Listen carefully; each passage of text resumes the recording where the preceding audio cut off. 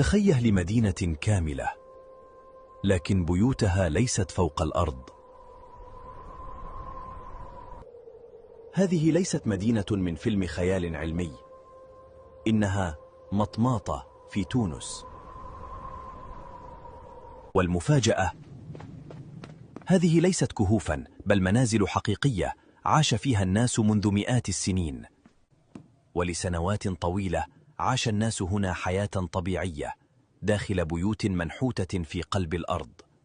والسبب المدهش أن هذه البيوت كانت تحمي سكانها من حرارة الصحراء القاسية وتبقى أكثر اعتدالا من الخارج. وعندما تنظر إليها من الأعلى تكتشف أن متماتة ليست منزلا واحدا بل مجتمع كامل مخفي داخل الأرض. لكن المفاجأة أن هذا المكان الغريب لم يجذب السكان فقط بل جذب صناع الأفلام أيضا، فقد أصبح موقعا لتصوير أحد أشهر أفلام الخيال العلمي. مدينة حقيقية تحت الأرض تثبت أن أغرب الأماكن على كوكبنا قد تكون أقرب مما نتخيل.